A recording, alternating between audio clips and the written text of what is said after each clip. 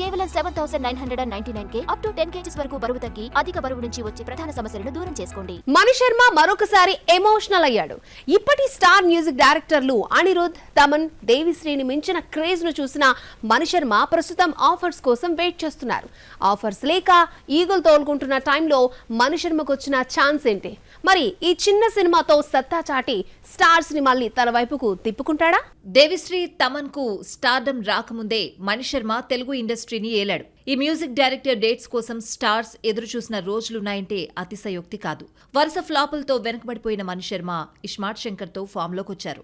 ఆ తర్వాత కొంత బిజీగా గడిపినా ఆ తర్వాత ఆఫర్స్ తగ్గాయి. ఎట్టకేలకు కిరణ్ అబ్బవరం, గౌరీప్రియ జంటగా నటించిన చెన్నై ఎక్స్ప్రెస్ కు మ్యూజిక్ ఇస్తున్నారు. చిరంజీవి సినిమాలతో Mani Sharma crazy music director గా మారాడు. ఇంద్ర, బావగారు బాగున్నారా వంటి మ్యూజికల్ హిట్స్ వచ్చాయి. ఇస్మార్ట్ శంకర్ హిట్ తర్వాత కావాలని మణి శర్మను రికమెండ్ చేసి ఆచార్య ఛాన్స్ ఇచ్చాడు మెగాస్టార్. సినిమా మ్యూజికల్ గా ఓకే అయినా సినిమా ఫ్లాప్ అయింది.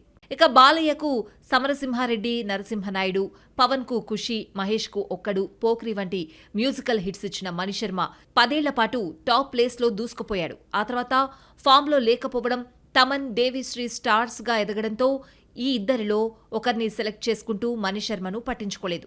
మణి శర్మ స్టార్స్ పిలుపు కోసం వెయిట్ చేసినా ఎవరూ పట్టించుకోలేదు. ఆ మధ్య ఓ ఇంటర్వ్యూలో మాట్లాడుతూ దేవిశ్రీ తమన్ కు చెరో 2 సినిమాలిచ్చి తనకో సినిమా ఇస్తే బావుండేదని, ఆడియన్స్ కూడా కొత్తగా ఫీల్ అయ్యేవారని ఎమోషన్ అయ్యాడు మణి శర్మ.